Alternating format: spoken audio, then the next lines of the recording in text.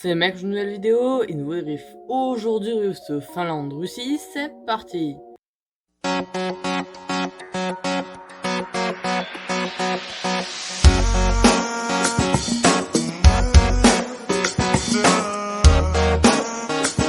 Nouveau débrief de d'un match de l'Euro 2020, tout simplement.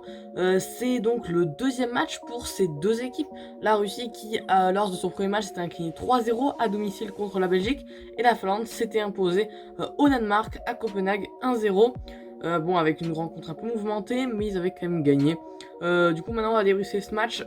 Déjà, du côté des compositions d'équipe, déjà du côté de la Finlande, on avait Radecki. Dans les buts, on avait une défense à 5 avec Raitala en latéral droit, Uronen en latéral gauche, Oshoniasi, désolé les gars pour les prononciations, Arajouri et Tolvio pour les trois défenseurs centraux, Lod, Schuller et Kamara pour les trois milieux centraux, et Pukki et Fonjalo en buteur les gars. Fonjalo qui est clairement la star finlandaise depuis le début de cet Euro. On parle beaucoup de Team Pukki qui est très très bon également, mais je trouve que Fonjalo m'impressionne beaucoup plus que le joueur de Norwich. Et du côté de la Russie, on avait Safonov dans les buts, Barinov, Didev et Djika pour les trois défenseurs centraux, Mario Fernandez en piston droit, Kudzaev en piston gauche, Zobnin et Odzoev pour les deux milieux centraux, Miranchuk en ailier droit, Golovin en ailier gauche et Artem Dzyuba en buteur. Maintenant les amis, on va passer directement au débrief de ce match. Déjà dès le début de match, 3e minute de jeu, centre, tête de Fonjalo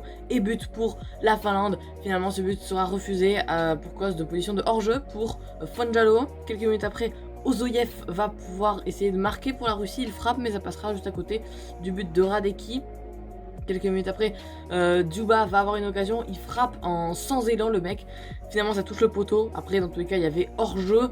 Quelques minutes après la blessure de Mario Fernandez, voilà le russe qui se blesse et qui sort sur civière. Beaucoup de blessures dans cet Euro les gars, je sais pas si vous avez remarqué, voilà Timothy Castagne qui sort et c'est fini l'Euro pour lui.